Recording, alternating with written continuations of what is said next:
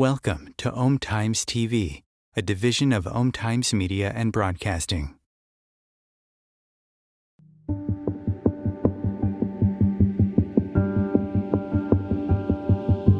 If you're looking for visionary conversations that push the boundaries of everything you thought you knew, welcome to Conversations Beyond the Cutting Edge, where every month, veteran broadcaster, author, and media consultant Sandie Sedgbeer invites two leading authorities from distinctly different fields to engage in a deep dialogue focusing on the latest discoveries, information, and insights on some of today's most provocative metaphysical topics. Here's your host, Sandie Sedgbeer.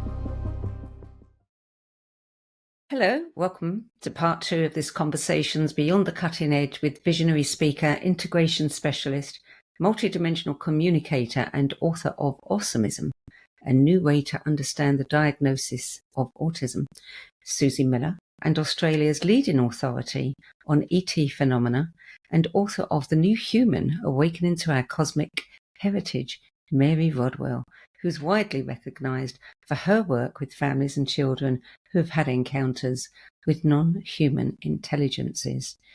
Mary Rodwell, Suzy Miller, welcome back. Thank you. It's a pleasure.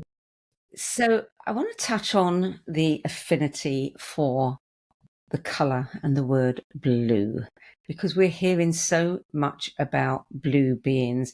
Are blue beings more relevant to what's going on now than other beings? Suzy, I know you've certainly had experiences with blue beings, so why don't you lead off? I don't know the answer to the question as far as more relevance now than ever. They've been around for quite a while. It's as far as in my own experience, they've been part of my family of origin, is what I understand, or my galactic family. And one of the things that I think that they probably are coming more into the forefront now because more and more people are understanding their galactic origins. I think that's coming more into the collective consciousness. So that might be part of that process. But yeah, blue is a very significant color in my world for sure. These beings have been around to help me integrate. They've been around to be a protective mechanism, you might say, when I was going through challenging shifts in my own consciousness. One of the things that the children have often said is they would say there's a blue star in the center of every consciousness, every human being, every sentient being, there's a blue star. And that blue star is the interconnectedness of all things. It's like the blue star is the commonality, you might say.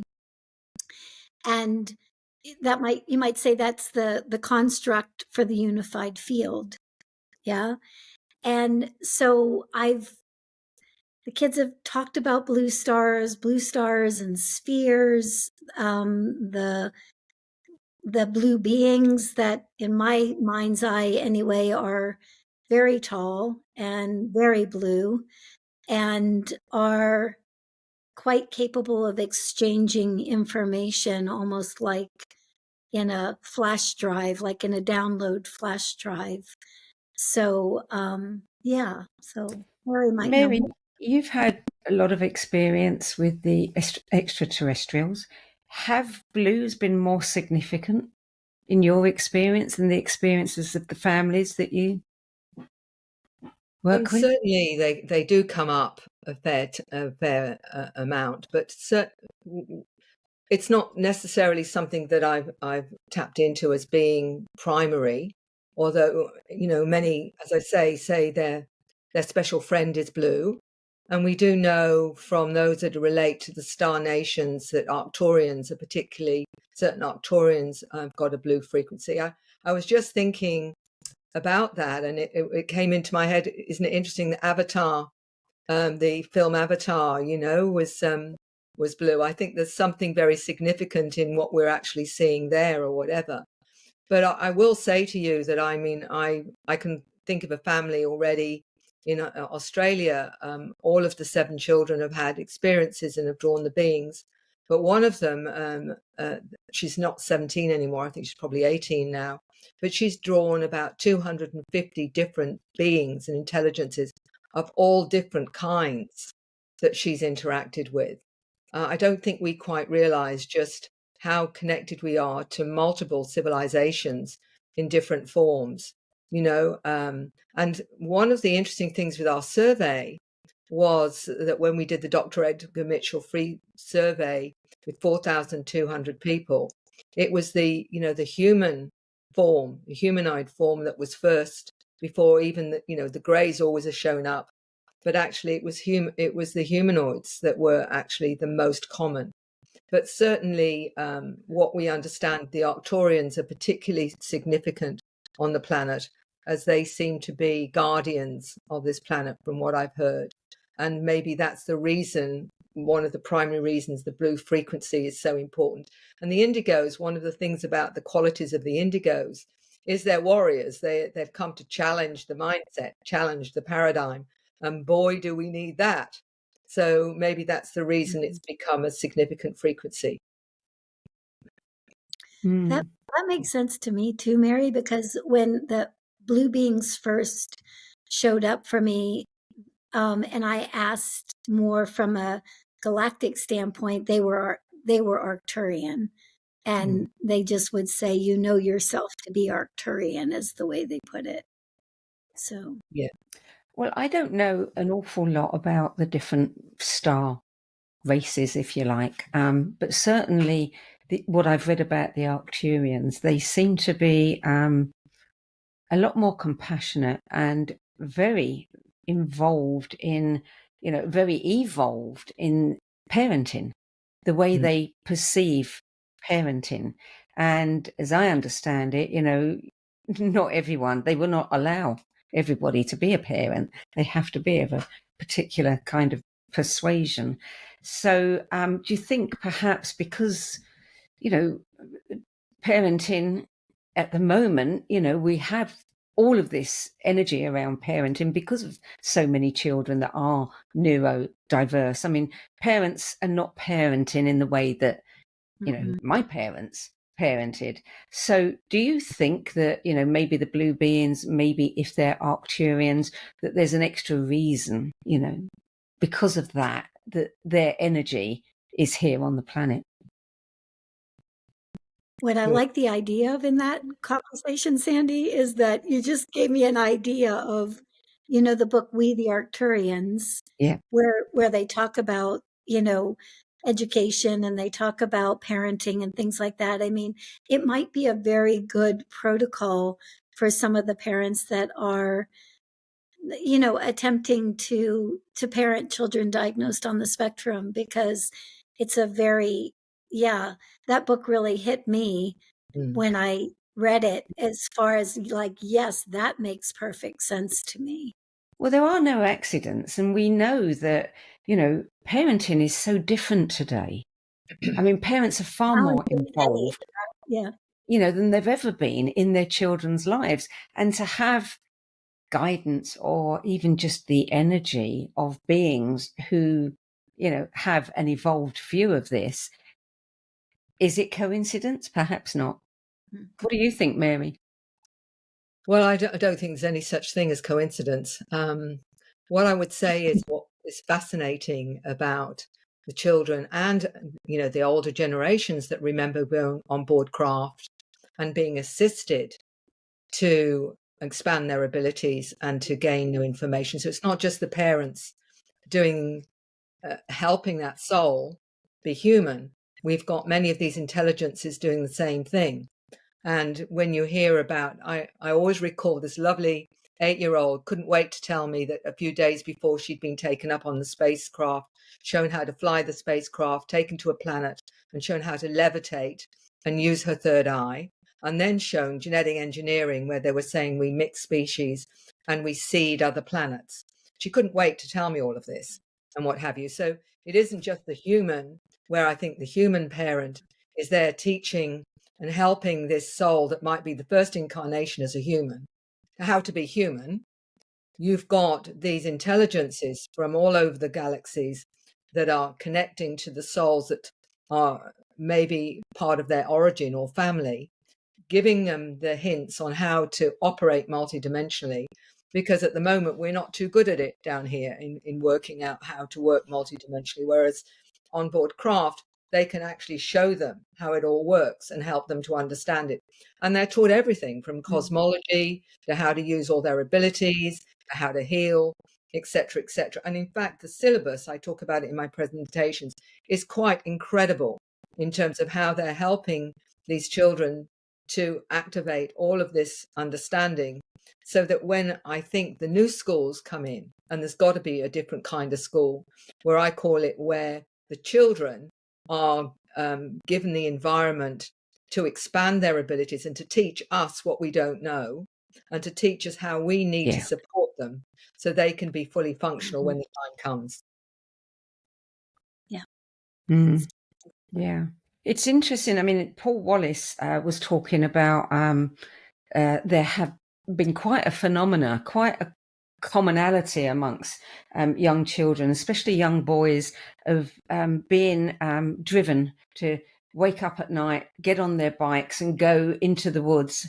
And there they actually meet, you know, star beings or whatever, who it's almost like a night school for them where they're taught all kinds of things. Do you have any knowledge of that, either of you? Suzy? What I was going to say is that what the children say and what comes through in private sessions quite a bit is, you know, this idea of that the parent feels like they're here teaching the child. And I always say, the kids say over and over again, no, you're only here helping us understand the body. We're here to help you evolve into greater states of consciousness, into greater capacity. And so, you know, you can say, yes, there are children that are going out in the woods and learning from beings in the woods. My own early experience would be able to acknowledge that I would go out and sit in the trees and sit with the trees and have that whole consciousness kind of give me information. So that makes perfect sense to me. I think the other piece is too, is Mary mentioned this about the schools, that when we really get to the place where we're open enough as a humanity to be able to learn from the multidimensional skill sets of these kids, and I think we're very, very close, because there's all of these opportunities presenting right now where, whether it's a child learning from a higher dimensional being or a parent learning from a higher dimensional child, no matter how you cut it, the learning is coming from consciousness itself, right? And the more that we give the floor to consciousness itself, whether it's coming through the children or coming through these galactic beings or whatever, the more we're going to jumpstart ourselves in our own human evolution, right? It's like, yeah. It A lot of touches. people. Sorry, Sandie. I was just going to say. No, go ahead, Mary. Well, the thing with the woods, I'm just going to throw this in as an adjunct to everything, is I did a regression many years ago to a friend of my daughter's who wanted to do just a past life. She just wanted to, she had curiosity about a past life. And she went back to medieval times where she was a medicine woman or a healer. And she wanted to, you know, I asked her questions about what did she do and how did, and then I said, how did you learn what, you know, the properties of the plants were and how they did the healing, expecting to hear you know, an older wise woman or an older wise man or something showing her all the things. And she said to me, well, I learnt it all in the woods.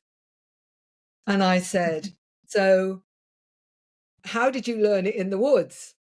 And she mentioned a 4-foot grey being with long fingers and what have you, who taught her what herbs. And so everything was coming from this little being that she was seeing in medieval times. And I'm telling you, this was the last thing in the world that I was expecting, and it blew me away. But what it was demonstrating, of course, is what many of the indigenous tribes were saying, how they've been taught by the star beings. A lot of different things, including in Australia, the Aboriginal, the Indigenous talk about the seven sisters coming from the Pleiades, and the little beings that show them where water was, where to grow things and what have you.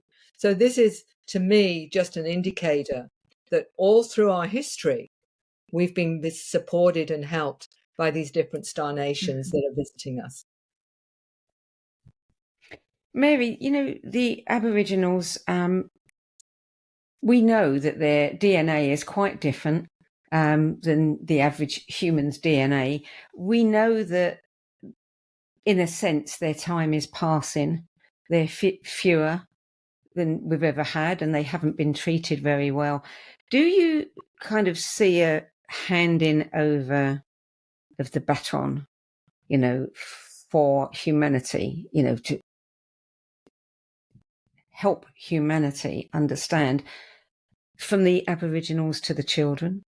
Because it seems like we're losing an incredible source of wisdom, and yet at the same time, we've got another incredible source of wisdom coming through. I think you're quite right in the sense that the Indigenous across the globe are fully aware of the star nations. They're fully aware of their connection. And certainly, interesting, only recently I met an Indigenous Aboriginal elder grandmother who had talked about, as a child, always talking to, the stars and the beings in the stars and what have you, but shut down because she was being brought up in a conventional religion that was imposed on her and telling her she can't do this anymore. But what was interesting was recently, because, she's someone who lives very close to me, I noticed that she was writing madly in a journal. And I said, what is it that you're writing? She said, I don't know, but all these images and scripts and codes seem to be coming to me. And I said, you do know what you're doing, don't you? She said, no. She said, I just know that they keep giving me all this. I've got to just keep doing it. And she's an artist as well. And I said, well, these are the codes. This is the download. And this is, where they're actually helping to upgrade. And they have the codes have different energies to assist us to get past the old programs that are helping us defrag. It's like a spiritual defrag, for want of a better word. And this is what's happening. And they're still open to that. So, they've still got a really important role in assisting us, because they're more likely to honor what they get than those of the Western nations that are so afraid of bringing this in case they're seen as crazy or fantasizing or whatever. But the Indigenous are still doing that and staying to that path. Right across the North American Indians as well are doing exactly the same. They're telling us because they still know. And I think they've got a vital role in helping with this shift that's actually going on. People are waking up en masse, and people are suddenly, being able to, speak light language, and they never knew they could, or they're going to see symbols, or they're receiving codes, and it's so many forms, color, light, etc. And of course, it's all frequency. And I wonder, are the children aware of those frequencies? Are they aware of what is happening to all of the adults and what these codes mean, and what the light language means? Or is it something that is so innate to them they don't even think about it? In my experience, the kids are definitely aware of it. It depends on what level of consciousness you're tapping into. If you're tapping into their mental human consciousness, some of the kids will be completely aware of it all the way into that field. And others, you're kind of moving into it when you move into the higher states of consciousness. That's what they're aware of. But really early on, when the kids started talking about to share this information and how to get this information across. It was color, it was sound, it was movement, it was those kinds of things where those codes could more easily be embodied for people that might be a little bit more lack the curiosity, you might say, to go there. Yeah. But the kids, from what I can tell, they absolutely know that those codes are coming in. And I know it too by when I'm speaking with them in light language. A lot of times I can't get the information for a parent from if I'm just connecting in that way. But if I move into a different frequency band, there's all kinds of information that's available that wouldn't be available in a different band or a different frequency. Yeah. Does that make sense? Yes. You know, it's said that our software is being upgraded through multiple frequencies that are coming to activate dormant, DNA, multidimensional cells, so that we can operate more freely with our staff families. And it's coming in, astrology. The astrology is lining up. It's bearing out everything that we're hearing. It seems to be like a coordinated influx. Do either of you have any information about who or what is behind that influx? Who's doing the orchestrating? Do you want to go, Mary? Sandie? Oh, okay. I believe we are. Because ultimately, if we look at our connection to source, however you want to term that source, is we're all connected to assisting this planet to evolve. So in our oversoul self, we're all orchestrating what we need to give us the guidance to get us through this human journey and to do what we've come here to do. Many have the sense of mission and purpose. And they'll often come to me and say, Mary, I know I've got something to do, but I'm not sure what it is yet, And I sort of have a little quiet chuckle to myself and I say, but you're already doing it. I said, your soul isn't going to let you miss the bus because it's worked too darn hard to get you here to start with. So we're all part of that, and we're all connected to the source. So in sense, who is behind it? We are. Every single one of us is the way that I understand it. And we've decided it's time that the planet Earth needs shifting.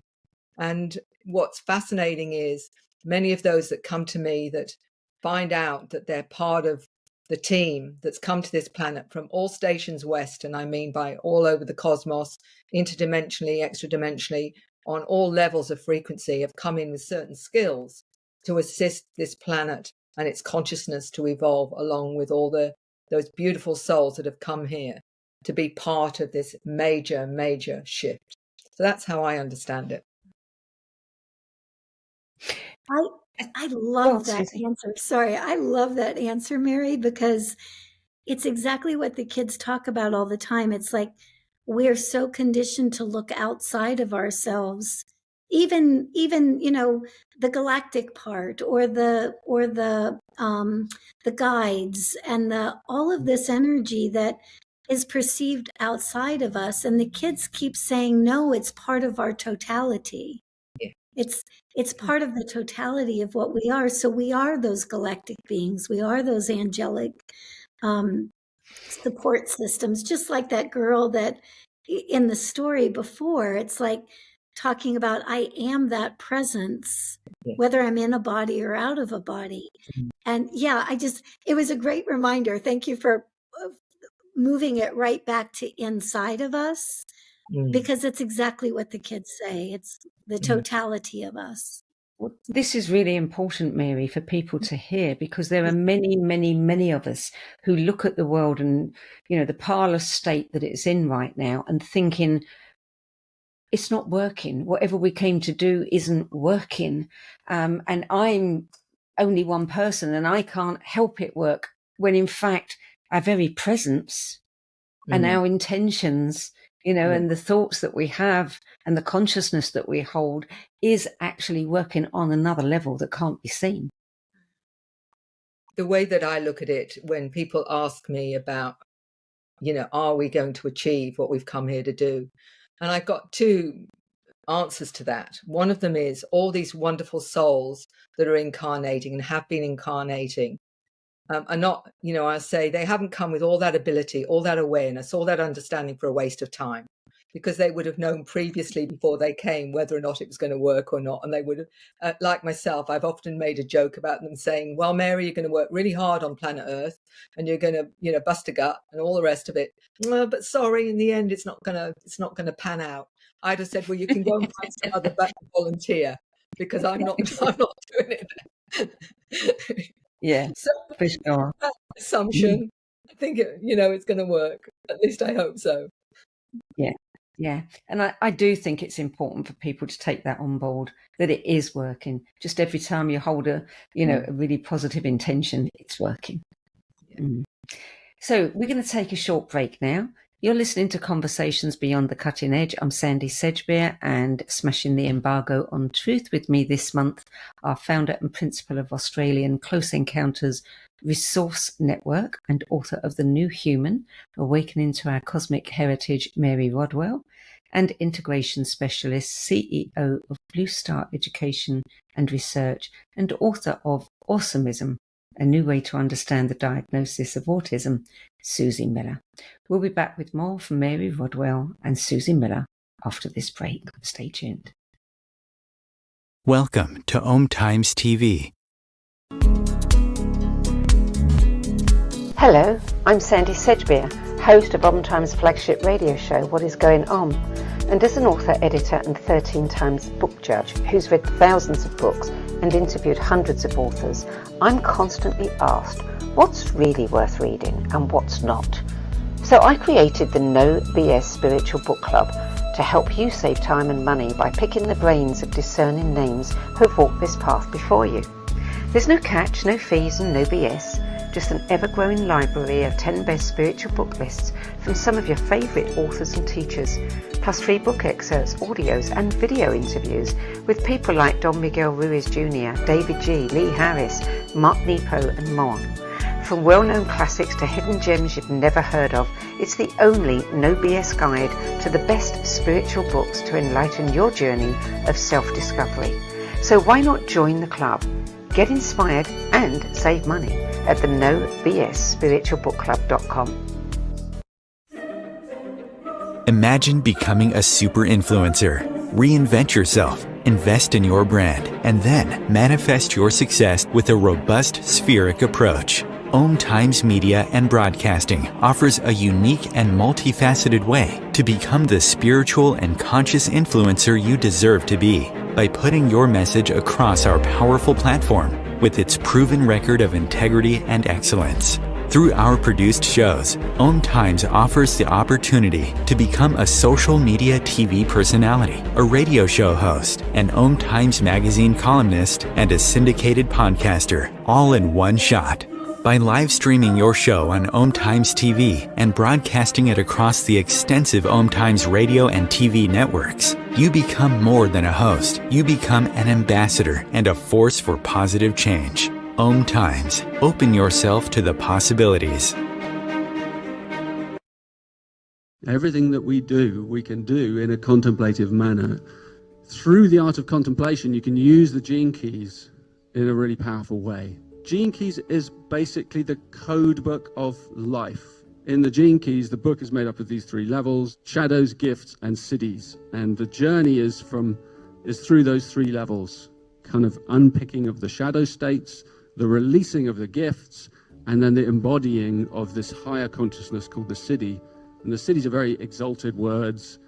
And it's not like we kind of suddenly are all these exalted Christ-like beings, but we have flashes and illuminations along the journey. And the more we get stuck into the journey, the more illumination comes to us, because the more we're releasing the light from in these codes inside our DNA.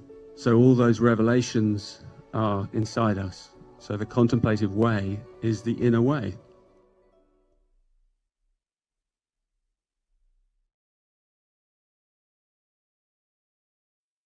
There are 16 million children struggling with hunger in America. That's 1 in 5 daughters, sons, neighbors, and classmates who don't know where their next meal is coming from. Yet billions of pounds of good food go to waste every year. It's time we do something about it. Feeding America is a nationwide network of food banks that helps provide meals to millions of kids and families in need. Visit feedingamerica.org to help them feed even more. Together, we can solve hunger. Together, we're feeding America.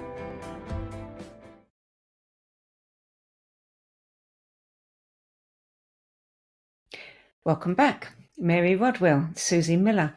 I know, Mary, that you have talked about our DNA being portals to other dimensions. Can you expand on that?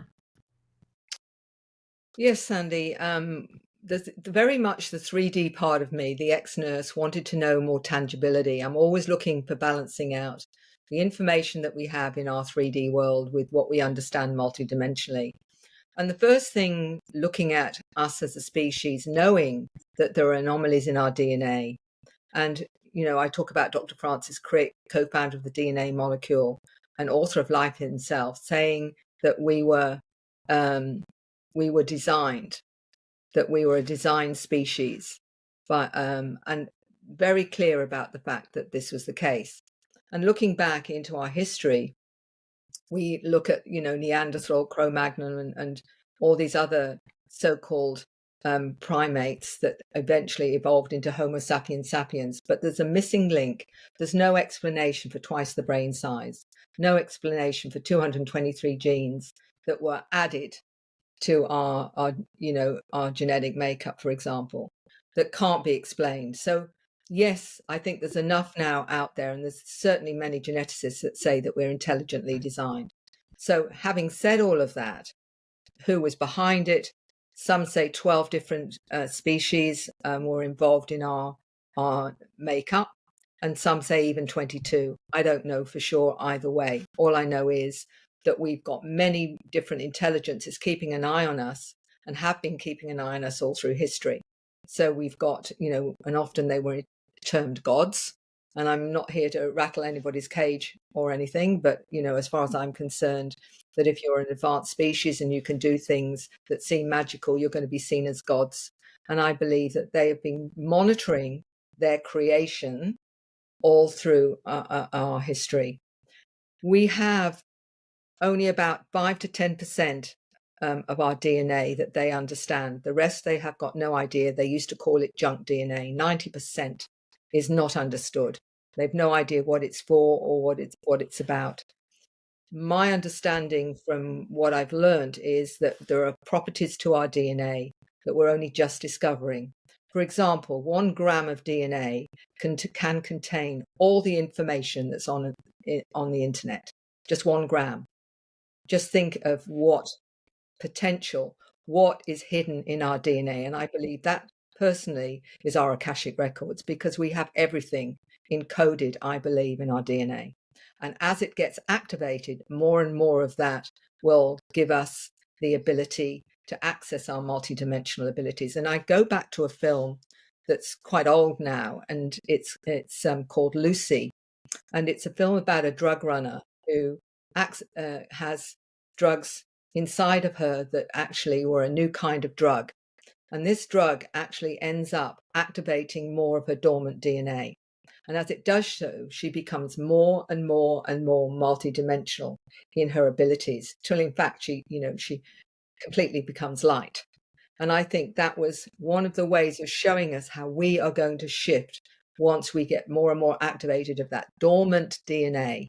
And part of what's going on with the solar flares, with the frequencies in the planet, the children bringing in frequencies, there's an activation of consciousness going on multidimensionally, where we've got codes activating us, and a whole range of other things probably I'm not even mentioning, that are all part of this activation that's going on. And what is it activating? It's activating the potential of that 90% of dormant DNA, which is part of who we really are. And that really will, in my understanding, create super beings. We will become what we see. We get all these programs, people with super talent, super abilities and what have you. But you also need to have the spiritual understanding to manage that, because otherwise it would be chaotic and it wouldn't perhaps work. But what is important is doing it in a way where you've got that spiritual awareness to manage it in a way that is in the right balance. What does that mean about the DNA? They also have discovered that DNA is holographic in nature, and that when we get intuition, we get those feelings of knowing, sensing, clairvoyancy, and what have you. That is our DNA accessing the multiverse. It creates portals. Our DNA can create portals into other into the matrix, if you like, and that's how we get this sensing, or this knowing, or this feeling, or we get focused on a particular bit of information, and that is what we're putting through as a frequency through the portals, and we draw that information to us. That's how we start to get an understanding of something, is because we're sending out the frequency. I'm interested in this. It's like a pregnant woman suddenly noticing everyone around her is pregnant. What is that? We're actually putting out into that portal, that frequency, through our portals, which is our DNA. We are portals, in fact, to the multidimensional aspect of our reality, and beyond that. In fact, way beyond that. Way beyond that. So, Suzy, do you ever talk to the kids about this? Yeah, it's just making me smile, because in the newsletter that just went out a few days ago, the line at the top was, you are the new world portal. You're not waiting for the new world to exist.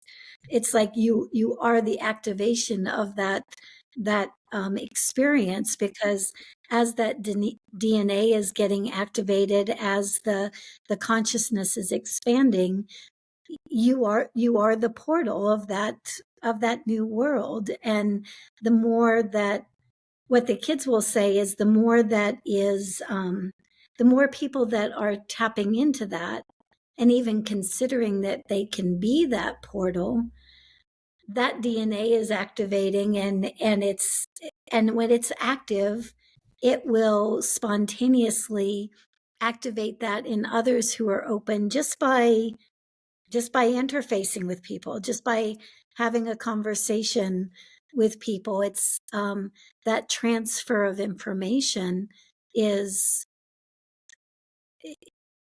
it's exponential. It continues to expand and grow, and very naturally and organically, just because one person activates that within themselves. Well, it's interesting that, everything is converging all at once. And, as you said earlier, Mary, you don't believe in accidents, neither do I.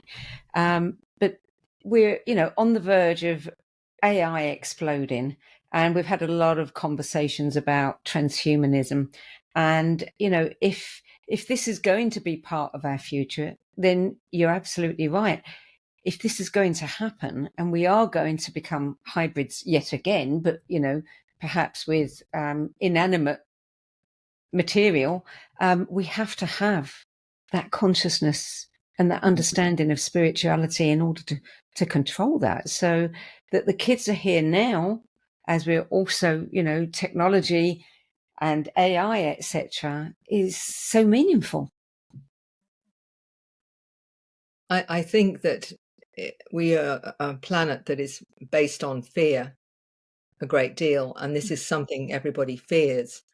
The way that I understand it, some souls may choose that as a reality to experience and grow from, as well as the others are going to choose, no, now I've experienced, maybe they've experienced what they've needed on that level, and of choosing actually a different path. Really, it's just, to me, it's about having an experience, a soul journey, an adventure in different levels of reality, different levels of difficulty, and the more that we challenge ourselves, the more that we grow and we learn from that experience. So it's not either that it's good or bad, it's more that it's a chance to experience and grow as a soul, to understand more of what we are and what we're capable of. So for some may choose that way to go, and will be learning and growing from that, where others are saying, no, this is the path now that I want to choose. Because it came very clear when I did a lot of past life work that, you'd get someone going through a very difficult past life of limits. And I will say to them when they come into that new spiritual realm, what did you learn in that life? And they may say, well, I learned about limits, or I learned about compassion, or whatever. In my next life, I'm picking my parents and siblings to teach me more about this particular part of experience, what have you, because I want to grow in that area as well. So I don't see anything as an accident in that sense. The soul has chosen the journey. What we do have choice in how I understand it, is our attitude to it, whether we want to see ourselves as a victim of that, or whether we want to see the silver lining that particular experience is. And this is what we're being shown transhumanism. We're shown new earth, new being, new advanced soul, and everyone will choose what works for them. Suzy, do you know if anybody is actually looking at the DNA of some of the children to see whether there's any physical differences that, visible? I haven't heard about the research around the DNA. Maybe Mary knows more about that. I have seen research about like neurological function, what parts of the brain are lit up, what parts aren't. I've definitely seen research around, the capacity of these kids and like some of the reflections back of that DNA being different. But I haven't heard, have you, Mary? Have you heard of that being studied as far as the actual DNA of the kids? There has been in the past, I've put up in presentations where someone had found an extra DNA strand on a child, I think in the UK.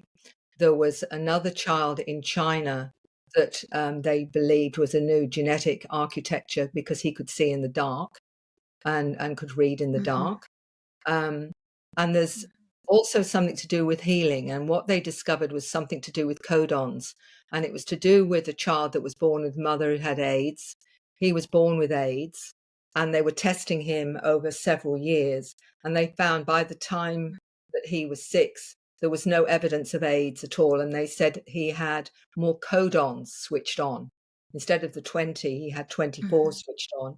And they believed there were other children like that were more immune to certain illnesses and diseases. So there's stuff, there's little snippets coming out that are saying there's something going on, there's something changing, but there's nothing, as far as I know, that's overwhelmingly obvious at this time. And if it is, maybe we're just not being told. Can I ask one question, Sandie, of Mary? I'm curious about the codes and the activation of the DNA.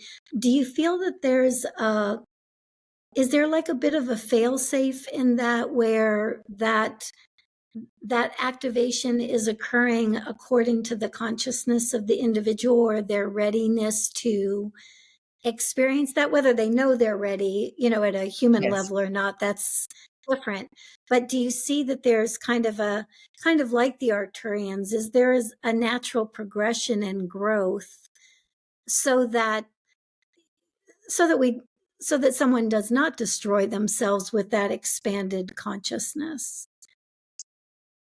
It's a good question, and I can only say what my sense is around it. I feel, let me just give you a little bit of an idea of how this is. I think it depends on the level of frequency and awareness and acceptance of the soul of that. And to me, that would make a lot of sense, because again, I think that the soul is making choices. Do I want to go this way, or do I want to go that way? So if it's choosing more of the 3D reality this time, it will choose not to accept the frequencies that are going to activate more of their awareness. That's how I've come to understand it. Yeah, that makes sense. Thank you. What can we do to help ourselves, expand to the point where we can meet the kids where they're at? What can we do to help them and others through this transition that's going on? Do either of you have any suggestions there. Have the kids given you any suggestions to pass on, Suzy? I asked this from the beginning, Sandie. It's like, what do I tell your parents? It's like, okay, you're showing me all this. Where do we start? Yeah. And, basics. I mean, with the basics, it's like, one, be curious, have more questions than you have answers, is something the kids say a lot. The other thing that they say is be authentic, be real. That one of the challenges that the kids really have in kind of interacting and connecting with their parents, especially in their waking state, is because we've been so conditioned out of just being who we are, just being authentic, feeling what we're feeling, saying what we're feeling. Those basic kinds of things really do create an amazing bridge, or you might say an amazing opening, so that the kids can get in. One of the other things that the kids used to say all the time, and I had so many parents coming going, I don't want my children sleeping in my room. I don't want them sleeping in my bed with me. It's like, how can we get them back into their space? And I would ask the kids, and they'd say, the problem is that when we want to sleep in our parents' room, because the minute they go unconscious, we can feed them with all kinds of information that is opening up their awareness. And so we're in the space in order to recognize that that's when they've gone out. Yeah. So, yeah, I mean, they've shared different things like that, but I think it's as simple as, can we expand our curiosity? Can we be okay being a little uncomfortable in the unknown?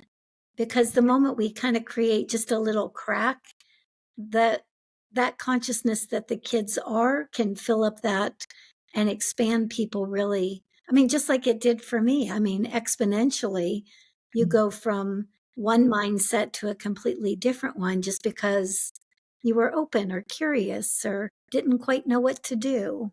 So, yeah. I think, for me, one of the things I try to remind myself of is that, we're so indoctrinated as, we're the adults. We have all the information. You're the child. You don't know anything. We will teach you. To turn that around and say, you teach me, you tell me what I need to know or how I need to be or how the world is as you see it. We need to have more of that. Yeah. I think the more we understand that there are teachers. Yeah, sorry, Mary, go ahead. Sorry, I was going to say that one of the things I've discovered with the parents is they don't know what to look for, in terms of they'll hear just the odd thing which piques their interest, but they don't know how else that child is operating. So I've got a questionnaire that is for children, which I send to the parents. And it's asking things like, do you see energies? Do you see colors? All this kind of thing. And the parent will come back to me and say, I had no idea that my child was seeing this or experiencing this, because they didn't know what questions to ask. So it's giving them a tool to find out what's going on with the children. And the other thing the children have always said is, if they'll only listen. So they say, well, what can I do? I said, you've got to listen. You've got to listen and ask them about what's going on and how they experience something. Get them to draw what they see or experience, so that you've got a better understanding of how because they don't know what's okay and what's not okay. And they may think you are experiencing exactly the same thing. And so they don't even think to question it. So giving the parents an idea of the difference in how they're perceiving reality and their child is receiving reality gives them a deeper understanding. You know this, Suzy, anyway, is educating the parents to the point. And also the one thing the kids say is, if only they'd listen. If only they'd listen. Yeah.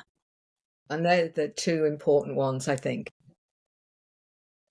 It's interesting, isn't it? Because, here we are in an age of helicopter parenting, as they call it, where parents are more engaged with their kids than ever. And at the same time, they know far less. I mean, there was a case that was in the news recently of a young adult boy who died, and his parents thought he was a loner. He had no friends. He spent all his time in his bedroom playing on his computer, games and things, and was shocked at his funeral when hundreds of people turned up.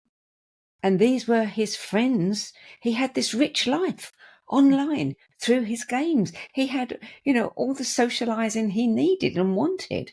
And the parents didn't know. Yeah. They thought he was a lonely child. So we don't know enough about our kids, and we don't ask. This is something that's come about for kids on the spectrum too lately, Sandie, because there's a woman named Kai Dickens who started something called the telepathy tapes. She's talking to families all over the place who have kids who are telepathically communicating, and a lot of times a parent will say, I want my child to have friends. I think he's a loner. I think he's, he only sits on his bed with his covers over his head. And, but what they're finding out now is that all of these kids who are nonverbal are telepathically communicating with each other on something called the Hill. And they all go to this place at the Hill and they make this connection. They're interacting with each other. They're talking to each other. And so, it's like, again, I love, Mary, what you said about that questionnaire, because it's absolutely true. I mean, and no fault of their own whatsoever. I mean, how would you know what questions to ask when you're parenting a multidimensional being, a person who knows their multidimensionality and experiences that, and if they only think that that's the way it is for everybody, then there's miscommunication going on all the time. So I love the idea of creating some kind of form like that for that communication. Yeah. Yeah, because all we know is what we've experienced. Exactly. And most parents today will have experienced going out and, meeting their friends at different places. And so they think that is life. Yes. And if their child isn't doing it, they have no life. Exactly. That's it. Yeah. It's such a, we're on the threshold of such a complete radical, change. It's impossible to even begin to get a grip on it and, where it's going to take us and what it's going to look like. All we can do is try and fit it into a model that is so outdated. We've talked about what you see happening in the future with the children.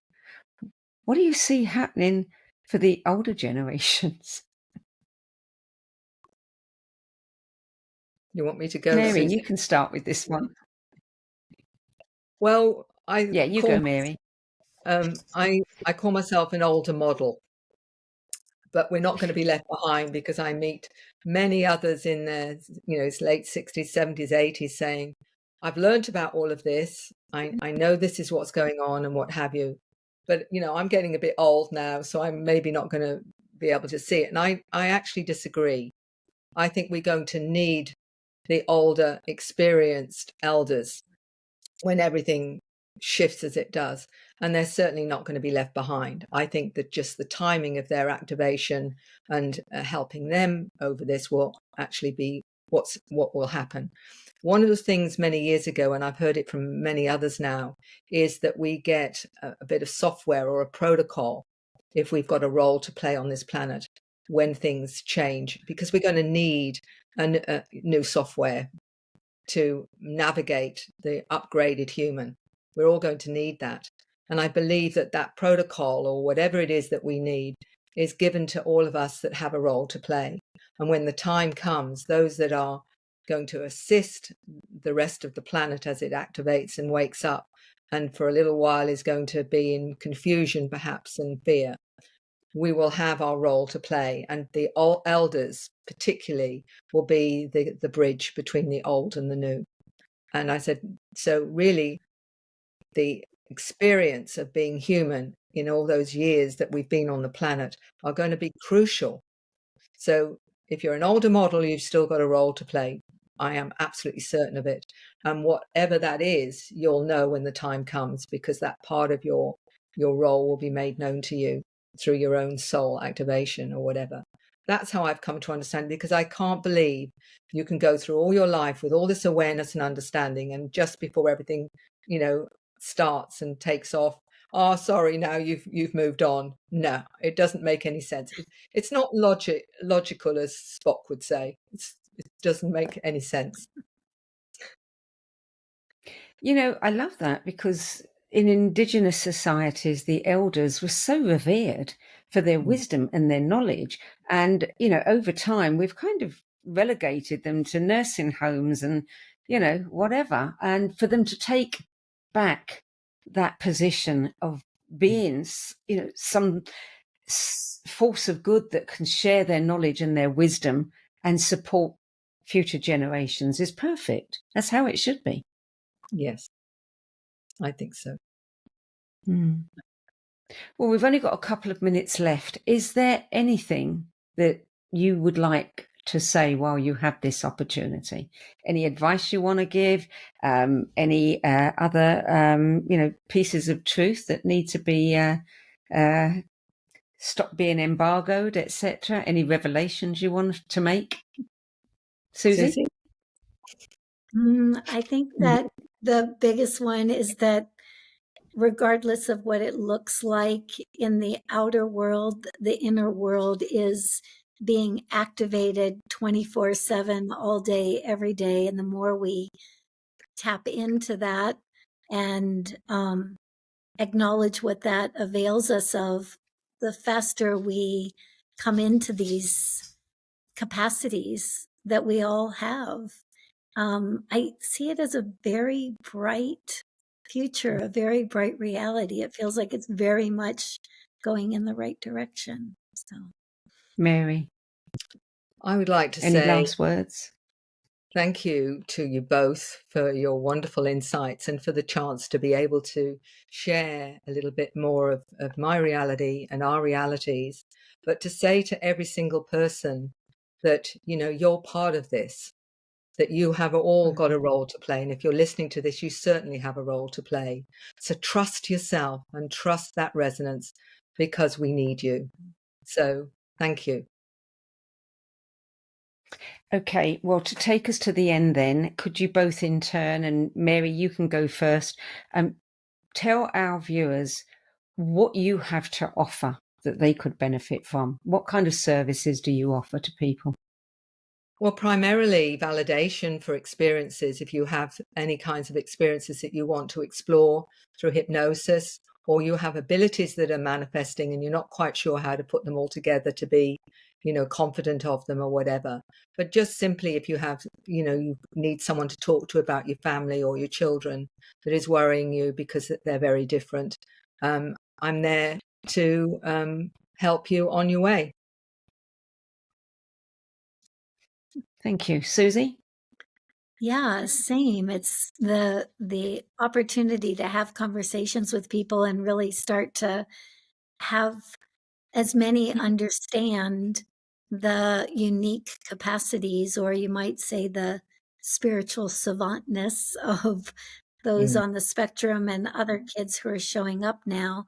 It's like I love having that conversation with people. And right now there seems to be almost more of a focus right now on professionals who are working with this population, because it feels like the more information that can be shared with people who are seeing multiple children who are showing up this way, the easier it is to get this within the collective consciousness. So, there's all kinds of opportunities for both professionals and parents through the website.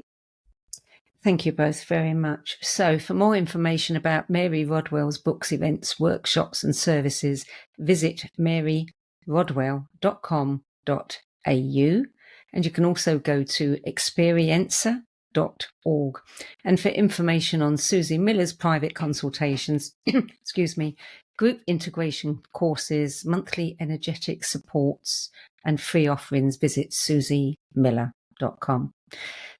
That's it for this month. I'm Sandie Sedgbeer. I'll be back next month on January the 7th and the 21st with another 2-part episode of Conversations Beyond the Cutting Edge, when Father Sean O'Leary and Paul Anthony Wallace will join me to debunk some of the stories in the Old Testament. I hope you'll join me then.